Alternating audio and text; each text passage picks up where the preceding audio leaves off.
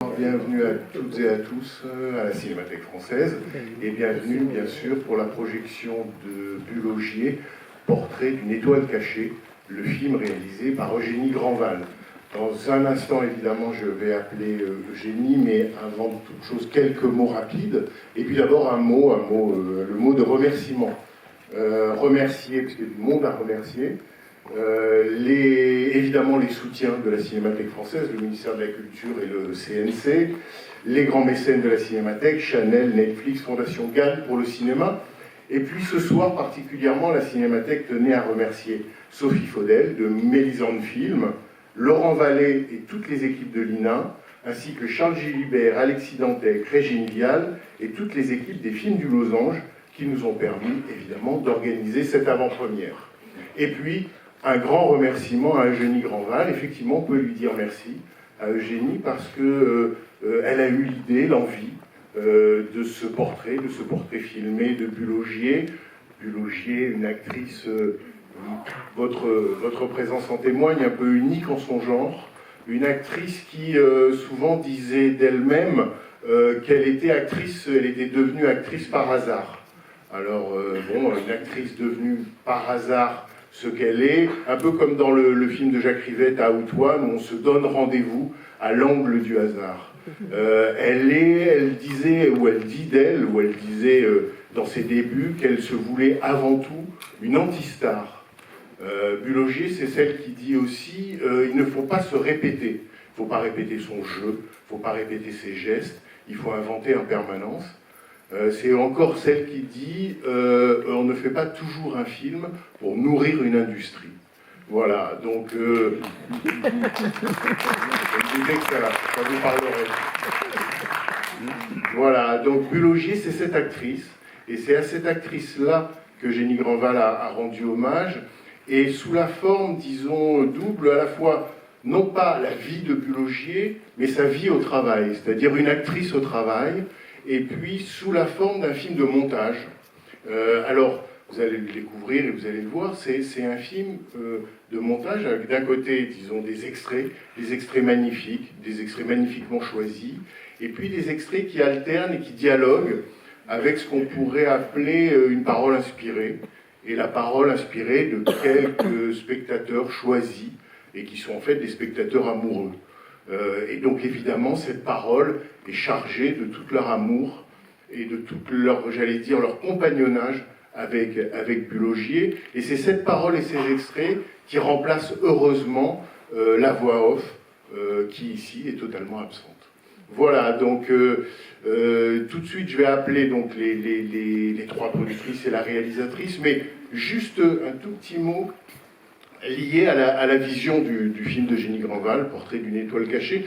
J'ai pensé à trois choses. La première, c'est que, vous allez le voir dans le film, hein, c'est flagrant, mais ça mérite d'être souligné tellement c'est presque la signature de Bulogier. Dans cette filmographie qui semble s'être déroulée presque malgré elle, les films, en fait, semblent sortir les uns des autres. C'est comme des poupées russes.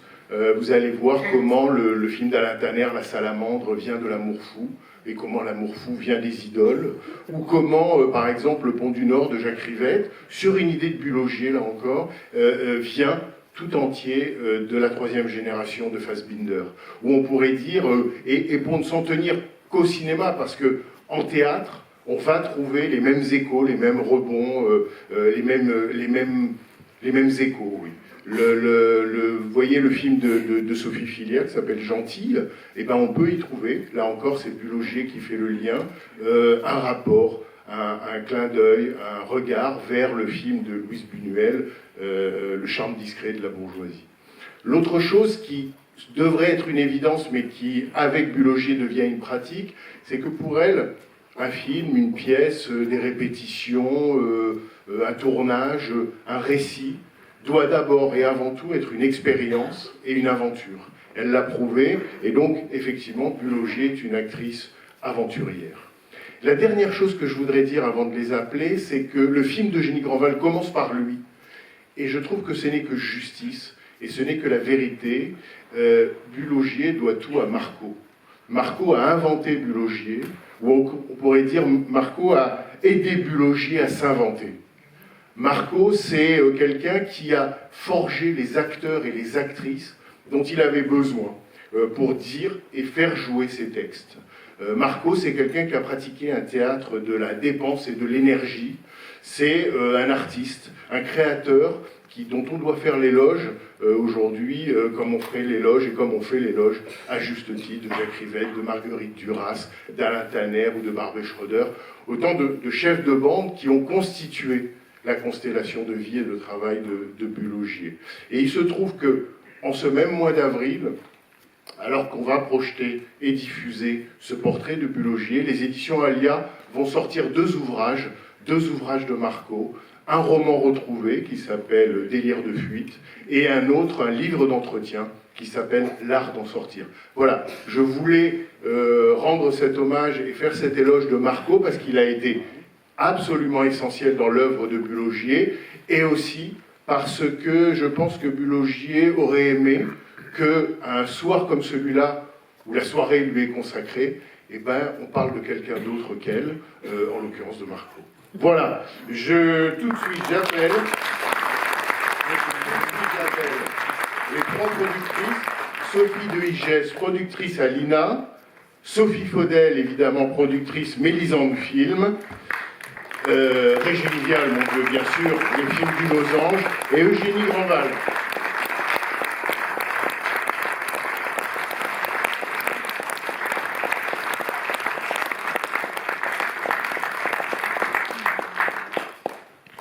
Bonsoir, merci d'être présents si nombreux ce soir, en ce lundi pascal de pluie. C'est toujours très agréable de parler après Bernard, qui sait tout sur le cinéma, toujours. Et donc ça c'est formidable.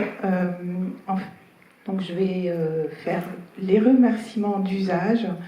Et donc je voulais aussi dire que bien sûr avec Eugénie on a souhaité faire un film sur Bulogier, mais on a aussi voulu faire un film de cinéma.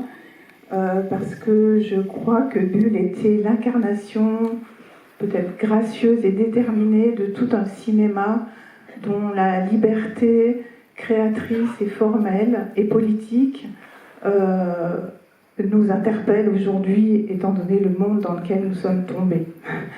Et pour cela, je voudrais remercier en premier les films du Losange, Régine Vial, qui nous a mis à disposition et en participation énormément d'extraits de films. Également Sophie Higès de l'INA. Vous verrez beaucoup de documents INA formidables qui nous ont permis de raconter toutes ces années. Évidemment Bruno Deloy de Ciné Plus, sans qui ce film n'aurait pas été possible. Dès que je lui ai parlé d'un film sur Bulogier, il m'a dit OK tout de suite. Il n'a pas pu être là ce soir, il est dans le train de retour de son week-end. Mais je remercie sa spontanéité. Et en toute fin, je remercie Baptiste Amigorena et Benjamin Delattre qui ont travaillé avec moi sur ce film à Mélisande. Et je passe la parole à Sophie de Higès de l'INA. Bonne prochaine.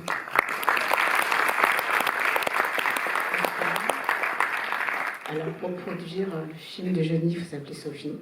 Voilà, on est deux Sophie. Oui, c'est ça. Donc, moi, je vais parler juste au nom de l'INA. Donc, évidemment, l'INA, vous connaissez tous, avec sa mission de sauvegarde du patrimoine et de partage de ce patrimoine.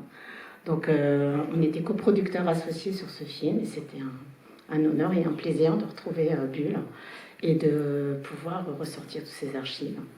Donc voilà, c'est assez impressionnant cette salle, donc je vais laisser la parole à Eugénie.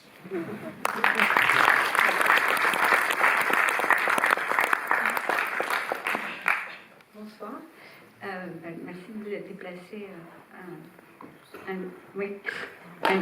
un lundi de Pâques pour cette projection.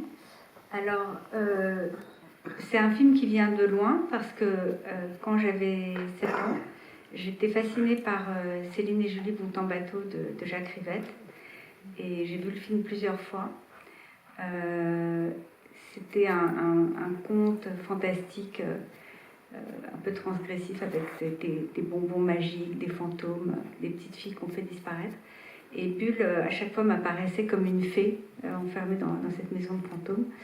Et voilà, c'est une image très forte d'enfance. Et ensuite, je l'ai rencontré un dîner chez un ami très cher, Pascal Aubier, à qui je veux rendre hommage parce qu'il vient de nous quitter il y a quelques semaines.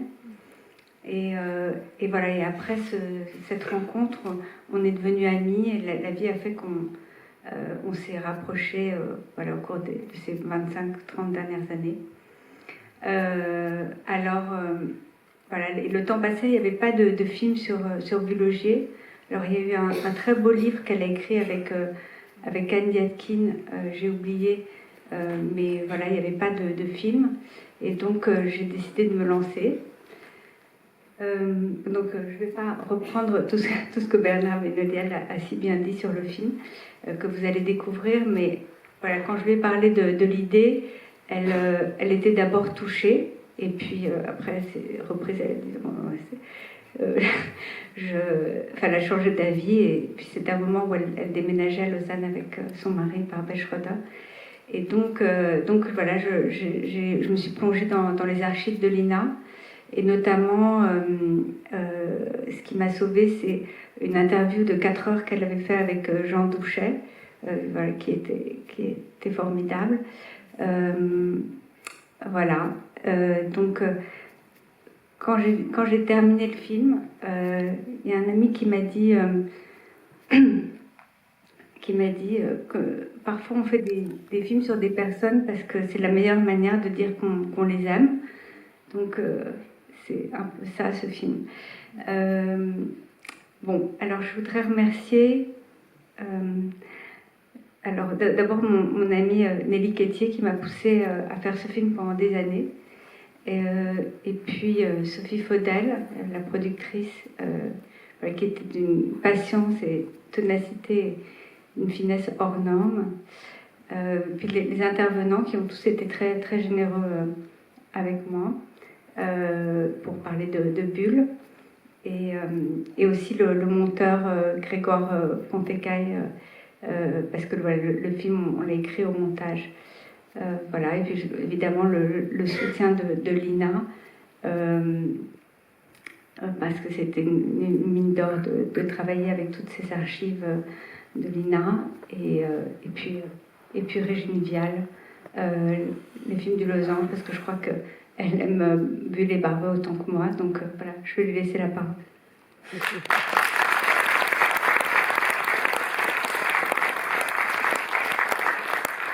Je voudrais juste dire un mot au nom des films du Losange. C'est un plaisir que nous avons eu à travailler sur ce film, mais aussi vous dire qu'une partie des archives que nous avons amenées appartiennent aux films de Jacques Rivette. Donc je voulais remercier les films du Veilleur, Véronique Rivette, et aussi, évidemment, et c'est très cher à mon cœur, Martine Marignac, qui n'est plus parmi nous, et Maurice Tinchamp, qui ont produit ces films quand ils étaient avec Pierre Grise Productions.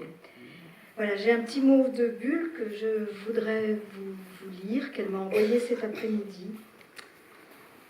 Chers tous et toutes, je ne peux pas être avec vous, mais je tiens à remercier tous ceux qui ont participé au film, et particulièrement la réalisatrice, ma très chère Eugénie Grandval, et Bernard Benoliel de la Cinémathèque, qui accueille le film ce soir.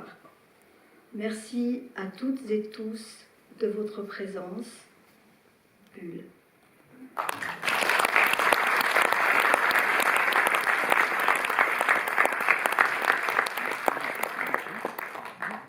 Ah tiens, et puis on peut saluer aussi Jean-Pierre Calfon, que je vois là, l'une des idoles